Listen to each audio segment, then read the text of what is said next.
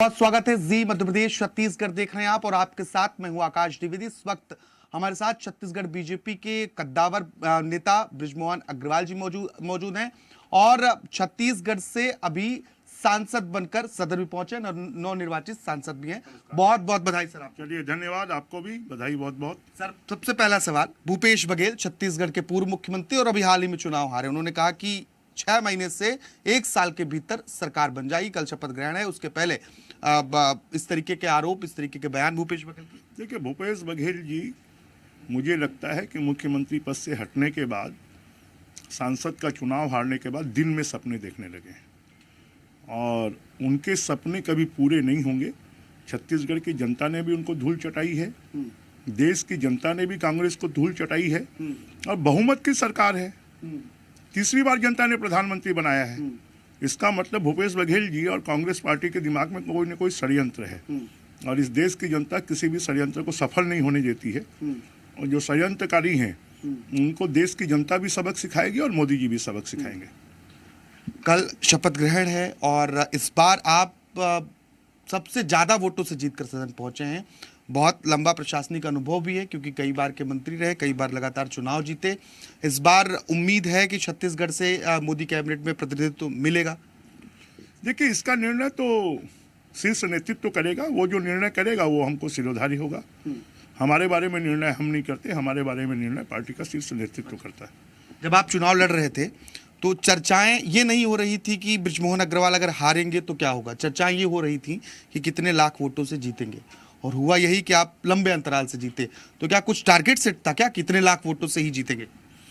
निश्चित रूप से छत्तीसगढ़ की जनता ने, रायपुर की जनता ने विधानसभा चुनाव में भी 23 सालों का छत्तीसगढ़ बनने के बाद जो रिकॉर्ड है उसको तोड़ा और सबसे ज़्यादा वोटों से 90 सीटों में रायपुर विधानसभा को जिताया। और उसी प्रकार का टारगेट हमने जनता को और कार्यकर्ताओं को दिया था कि हमको विधानसभा में जैसे हमने रिकॉर्ड बनाया है वैसा ही रिकॉर्ड लोकसभा में भी बनाना है और छत्तीसगढ़ में सबसे ज़्यादा वोटों से जीतना है। मैं तो मोदी जी को, अमित शाह जी को, नड्डा जी को, जनता को और कार्यकर्ताओं को, सबके प्रति मैं आभार व्यक्त करना चाहता हूं कि उन्होंने मेरे ऊपर में विश्वास व्यक्त किया और जनता ने उसके ऊपर में मोहर बनाई और एक रिकॉर्ड बनाया कि 5,75,000 वोटों से ज़्यादा से जिताया।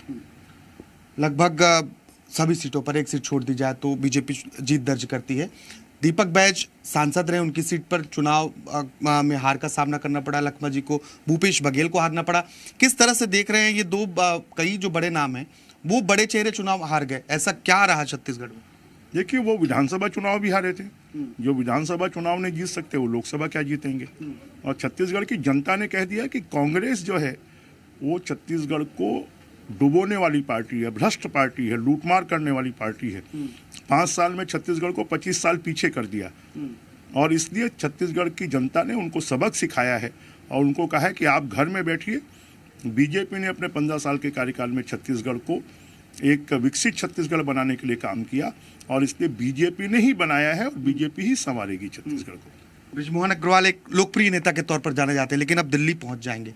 दिल्ली चले जाएंगे तो फिर छत्तीसगढ़ का ध्यान यहीं से रखेंगे, फिर छत्तीसगढ़ में एक्टिव रहेंगे?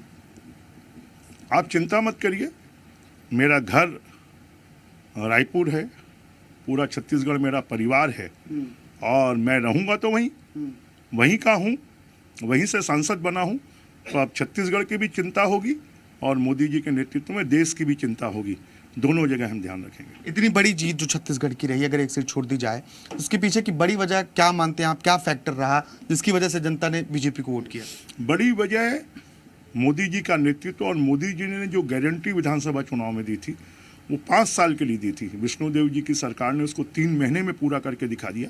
तो जनता को लगा कि जो सरकार 5 साल के कामों को 3 महीने में कर सकती है तो 5 साल में कितना डेवलपमेंट करेगी और इसलिए छत्तीसगढ़ की जनता ने बहुमत देकर लोकसभा में भी जिताया। अब चर्चाएं ये हो रही हैं कि बृजमोहन अग्रवाल जल्द कैबिनेट से इस्तीफा देंगे, उपचुनाव की भी चर्चाएं हो रही हैं, तो तारीख तय कर रखी है कि आप कब इस्तीफा देंगे? आप जिस दिन केंद्रीय नेतृत्व कहेगा उस दिन हम जो निर्देश होगा उसका पालन करेंगे।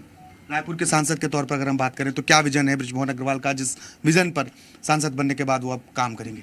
देखिए, हमारा विजन है कि विकसित भारत के साथ साथ कदम ताल मिलाकर विकसित छत्तीसगढ़ बनाने का हम काम करें और समृद्धिशाली छत्तीसगढ़ बनाएं, छत्तीसगढ़ का जो आम आदमी है उसके जीवन में खुशहाली लाएं और अपने लोकसभा क्षेत्र में शिक्षा की अच्छी व्यवस्था हो, स्वास्थ्य की अच्छी व्यवस्था हो और कनेक्टिविटी की अच्छी व्यवस्था हो, ये हम कोशिश करेंगे। एक सवाल और ले लेता हूँ। बड़ा फैसला है, मीसाबंदियों को जो सम्मान राशि दी जाती थी वो बीजेपी की सरकार दोबारा शुरू करने जा रही है और पहले मुख्यमंत्री ने वादा भी किया था, इसके पहले ये सम्मान योजना बंद हुई थी, इसको लेकर क्या कहेंगे?